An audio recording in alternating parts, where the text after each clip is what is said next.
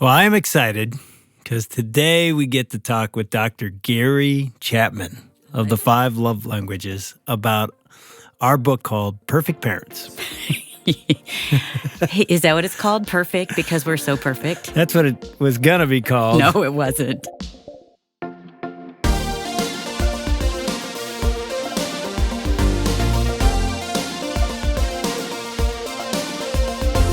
Welcome to Family Life Today, where we want to help you pursue the relationships that matter most. I'm Shelby Abbott, and your hosts are Dave and Ann Wilson. You can find us at FamilyLifeToday.com or on the Family Life app.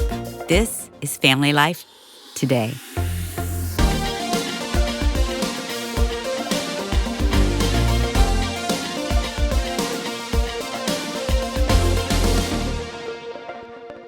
It was never going to be called that. It's called No Perfect Parents. Ditch your expectations, embrace reality, and discover the one secret that will change your parenting. But it is interesting to think about. That was never our title.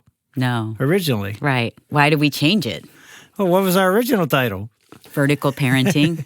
Yeah, why did we change it? What happened was, as the editor started reading it, they said, I'm not sure that vertical parenting is the way to go. It is all about vertical parenting and going to God first. But you guys talk about so many mistakes you make.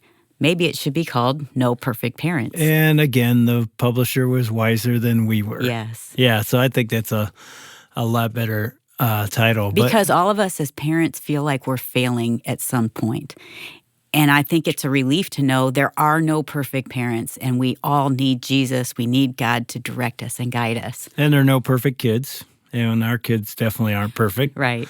So one of the things that we did at the end of the book is talk about our top 5 parenting mistakes. And I thought those were really good because you wrote that. Yeah, and there could have been our top 50 or more. But I'm excited today because we got a chance to sit down with Gary Chapman, author Gary Chapman, the author of The 5 Love Languages, which I don't think there's anybody on the planet that hasn't read it. Dr. Gary Chapman's book, The 5 Love Languages, helped so many of us, didn't it? It's like put a light bulb on for us. Yeah, that's why so many have read it. It enlightened some realities, like that's how people are loved and receive love.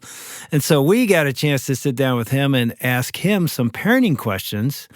I tell you what, we were both blown away. Wasn't he so good? Oh, my goodness. It was like a clinic, like how to apply the 5 love languages to parenting and your children. And he even talked about one of his biggest mistakes. In fact, I think he said it was the worst night of his life as a parent, but also a very beautiful night as well. So here's a chance to listen to our conversation with Dr. Gary Chapman.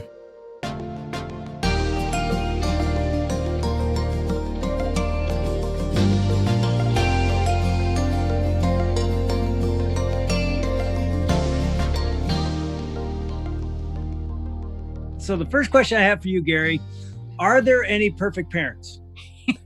If they are, I haven't met them. I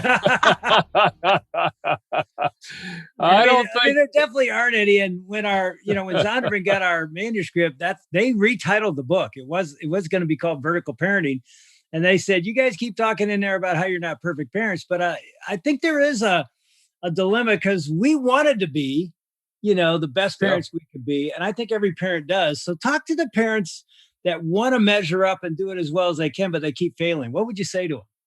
Well, I think, there is a place for parents to apologize to their children. I did that a few times along the journey with our kids, especially with our son. Wow. Our daughter could have raised herself, okay? But our son, it took both of us. So, I think if we recognize that we've blown it in some way, with our children, we need to be honest and just say, look, no parent should speak to a child the way I spoke to you. That was harsh and that was mean and that was wrong. And I've asked God to forgive me, and I want to ask you to forgive me. Wow. Sometimes parents have said to me, but if I apologize to my children, won't they lose respect for me? I say, no, they gain respect. They already know what you did was wrong. Yeah. I played golf with 2 of my sons about 18 months ago, and I thought we were actually going for a nice round of golf. And after we played, we went to a little restaurant, and both of them looked me in the eye and brought up some things that I had done that had hurt them. When they were younger. Yeah, when they were Yeah, younger. I mean, yeah. just how I had just neglected some things. I honestly had no idea. Mhm. And it was one of those moments, Gary, that you were just talking about. I just had to look at him and say, "You are so right, and I'm so sorry. I had no Yeah. idea. Thank you for having the courage to bring it up, and I want to do better. Help me do better." It was a humbling moment, but I think a powerful and a needed moment for a dad to make, just like you're saying. Yeah, it is. And the very fact that your kids would share that with you shows their own maturity as well, because if they felt like if we share this, Dad's going to get mad and say hateful things, then they wouldn't have done that. Yeah. But it shows their respect for you and their own maturity.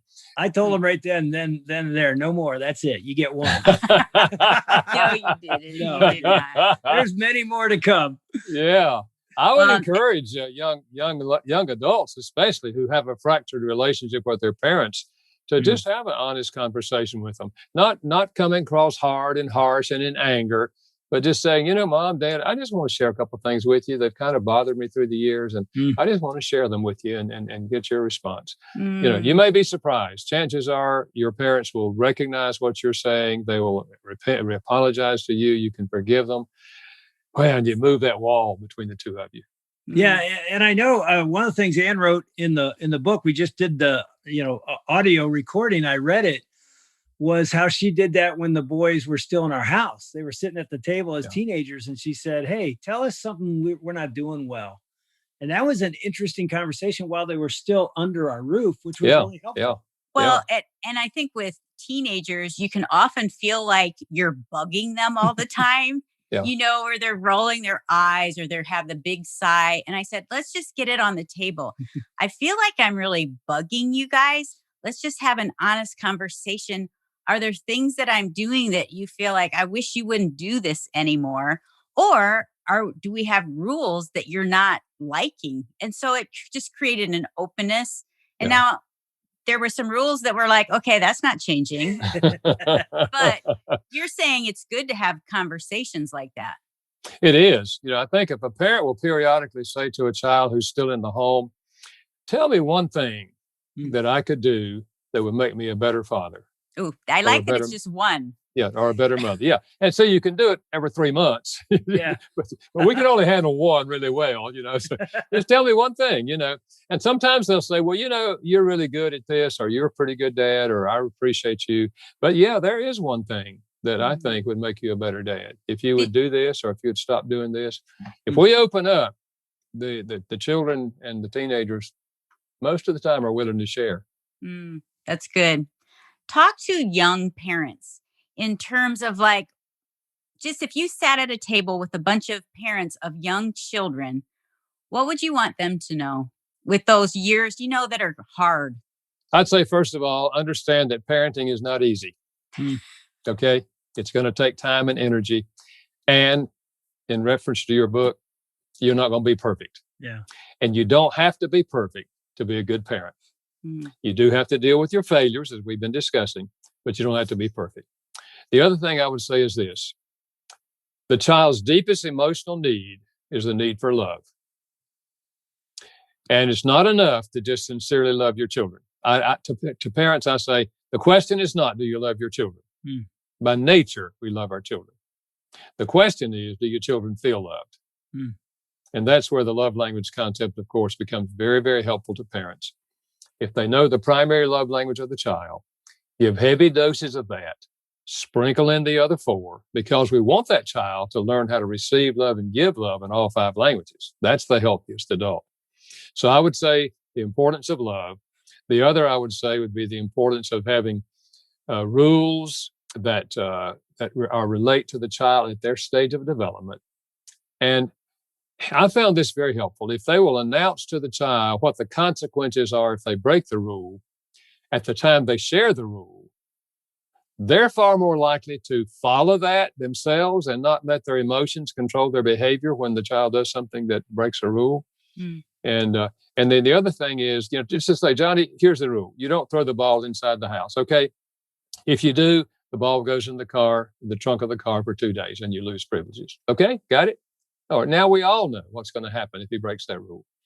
And the other thing I would say is, when you do discipline a child, wrap it in love. If you know their language, speak their language before you announce the discipline and speak it after you announce the discipline. What's that look like? Like, give us an example. Yeah, well, if let's say words of affirmation is the child's love language, and they do throw the ball inside the house. So you say to Johnny, I want you to know how much I appreciate you and how proud I am of you, because you seldom break the rules, but you know you broke this rule. And so you know what has to happen, right? We have to put the ball in the trunk of the car. So let's go do that together. But listen, once you put it in the trunk, listen, I want you to know I really love you and I'm really proud of you. Yeah. So you wrap the discipline before and after in love. And that child walks away feeling this is fair. I'm getting what I deserve. But if you don't wrap it in love and you respond in anger, I told you not to throw the ball in the house and you know better than that. Give me that ball. Johnny walks away feeling I try hard, I mess up one time, and I get yelled at. Yeah. So they feel like it's unfair. Yeah. That's so interesting. What would you do if a person has their love language is gifts? How would, like, I'm just curious, how would you respond in each scenario with that love language? I'd give them a little candy kiss. Really? You'd say, honey, I want to give you a gift before I tell you what's going to happen here. I love you so much. Now, you know you broke the rule, right? So you know what we're going to have to do. But listen, I love you. And when you finish this kiss, and we could put the ball in the trunk of the car, I won't give you another kiss. Gary, I want you to be my dad. That's so good. Okay, what about acts of service? You're going to go through I want to hear, like, this is fascinating. That's so good. Well, then I would say, you know, I know that you've been asking me to fix your bicycle chain, and I know it's been 3 days and I haven't done it yet. But because I love you, I want to go do that. And then we have to deal with something, a little rule that you broke, okay? So let's go fix your chain first. And you do that. And then you administer the discipline. And then you say, is there anything else that I could do for you today that would be helpful for you? See, it just makes the discipline much more received in a positive way by the child.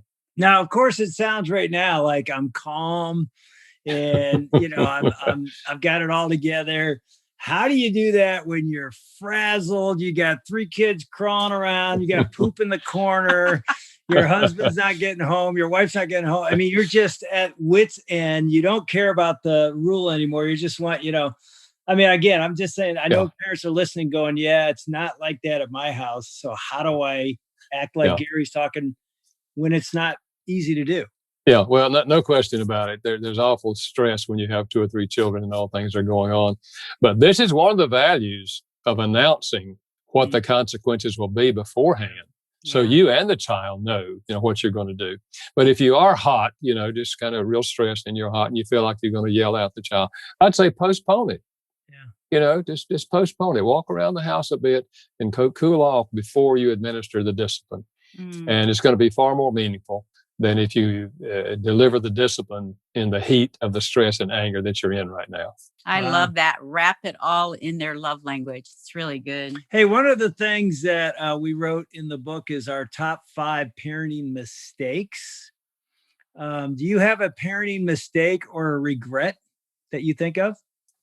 Yeah, I'll tell you the saddest night in my life and one of the happiest nights in my life. My son was probably 14. And he and I got into an argument. I don't remember the topic. We never remember the topic.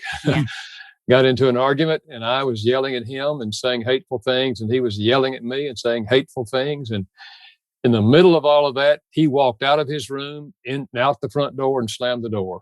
And when he did, I woke up and I said, oh God, I thought I was further along than this to yell at my son and say hateful things.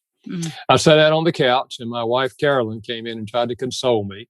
She said, Gary, that was not your fault. I heard the whole thing. He's got to learn how to respect you. I don't know what we're going to do with this kid. But it's hard to console a sinner. And I knew I'd sinned. And she finally gave up and left the room. And I got on my knees and poured my heart out to God and just confessed, oh God, And then I sat down on the couch, and I don't know how long, but eventually he walked back in the house. And I said, Derek, could you come in here a moment? And he came in and sat down. And I said, I want to apologize to you. I said, no father should ever speak to a son the way I spoke to you. And I said, I know I said some hateful things to you, and that's not the way I feel about you. I love you very much, and I am so sorry for the way I talked to you. And I hope that you can forgive me. Mm-hmm. And I just poured my heart out to him.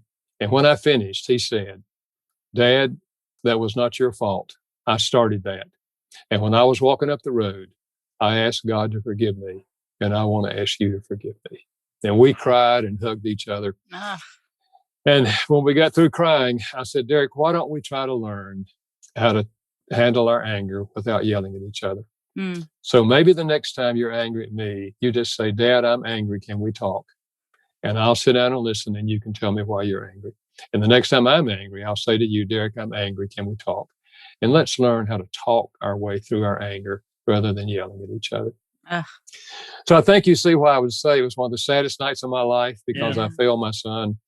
And one of the happiest nights because he demonstrated that he knew how to apologize. And I knew that someday he'd probably be married and he'd need to learn how to apologize. So yeah, we always think of the parents teaching and training the kids, but the kids also, God uses them to help us grow. Yeah. And I tell you, I didn't think I'd tear up today, Gary. Way to go. You got me tearing up here. But I mean, it's such a powerful story, not only with your son, but just your humility to, as you started the interview, say, we got to apologize sometimes, admit we're wrong. And you even modeled for your son the same thing we have to do in our vertical relationship with God when we blow it. You just literally showed him. And we write in the book, I know you've written in all your books, modeling as parents is more important than anything we say, right? Absolutely. Absolutely. Yeah. If they see us apologizing and hear us apologizing, they will learn to apologize. If we just try to tell them, you've got to apologize, and they don't ever hear us apologize, it's probably not going to take with them. That's so good. Yeah. Hey, as we finish up, I would love it. I just feel like, you're such a hero to so many of us. And I would love it if you would just pray for our listeners as they're going through parenting. I know some are feeling so lost, some are frustrated, some are feeling hopeless, like they're doing it wrong. And I would love it if you would just pray for us. Yeah, I'd love to. Thanks. Father, you know what we're talking about. And you know the parents who are listening. And you know where they are in their journey. And all of us who are older look back and we remember our journey, the ups and the downs, the hard times and the fun times. And I pray especially for those who are deeply burdened because they're thinking to themselves, we're failing, our kids aren't going to turn out well, and it's going to be our fault. Father, help them understand that they don't have to be perfect to be good parents, but give them the courage to acknowledge failures to their children and apologize. And we know that children typically will forgive us if we just apologize, and teach us to model apology to our children and love. And so, Father, as parents hear this, and then as parents read this book, I pray that you would use it in a positive way to help them take steps in the right direction. Father, you know their hearts, and you know that they want to be good parents. And I pray that hearing what we've talked about today and reading the book that we've been talking about, that you'll use this book, Father, to touch the lives and move them in a positive direction. Thank you for the privilege of being parents. Help us. In the name of Christ. Amen. Amen.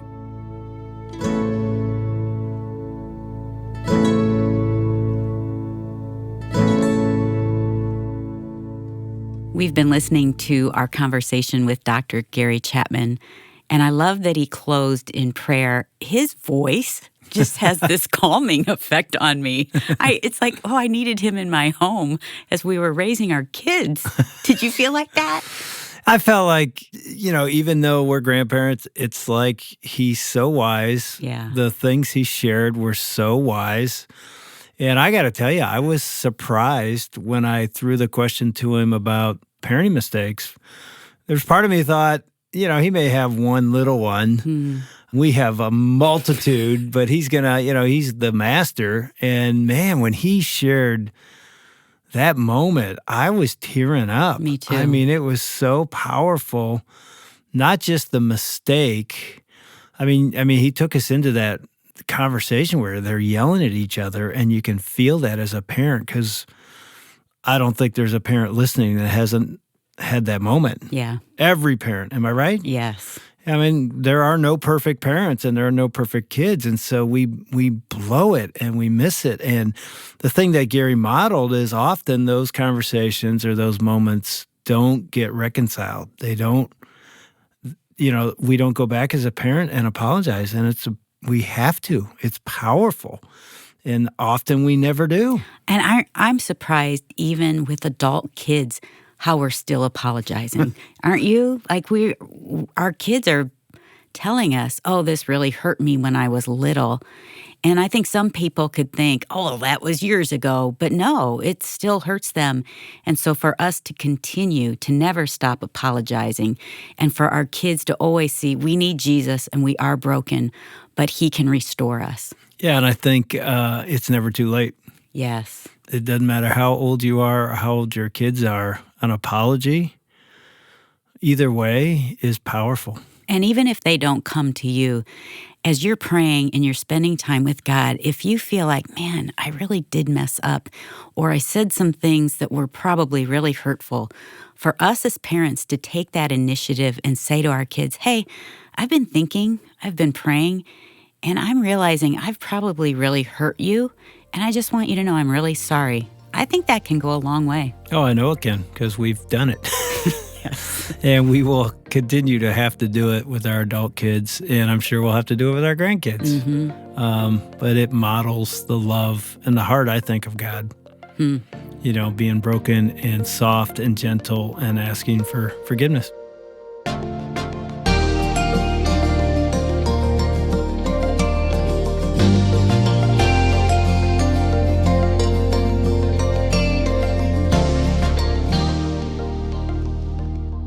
One of the parenting tools that we need to keep in our tool belt is an understanding that our children will receive love differently. We need to be giving and demonstrating love to them according to their love language. But no matter what their love language is, it's so important that we are moms and dads who are humble enough to acknowledge when we've messed up and to seek forgiveness from our children. That's just so important and powerful. I'm Shelby Abbott, and Dave and Ann Wilson have been talking today with Dr. Gary Chapman, who has written extensively on the subject of love languages, marriage, and parenting. He's even written a book about the language of apology, which they've touched on today. Of course, Dave and Ann have a book called No Perfect Parents, and the subtitle is Ditch Expectations, Embrace Reality, and Discover the One Secret That Will Change Your Parenting. We have copies of Dave and Ann's book available in our Family Life Today Resource Center. If you've not read their latest book, you'll want to pick up a copy. Go to FamilyLifeToday.com to order your copy of No Perfect Parents, or give us a call. Our number is 800-358-6329. That's 800, F as in family, L as in life, and then the word today. Now, earlier this week, we had Kelly Kapic here on Family Life Today, and he's written a book called You're Only Human: How Your Limits Reflect God's Design and Why That's Good News. This book is going to be our gift to you when you partner with us financially here at Family Life. So you can go online to FamilyLifeToday.com, or you can give us a call with your donation at 800-358-6329. Again, that number is 800, F as in family, L as in life, and then the word today. Now, coming up tomorrow, Dave and Ann Wilson are in the studio with David and Meg Robbins, our very own David and Meg. They're going to be talking with us about how God has a bigger purpose for your marriage than just your happiness. That's tomorrow. On behalf of Dave and Ann Wilson, I'm Shelby Abbott. We'll see you back next time for another edition of Family Life Today.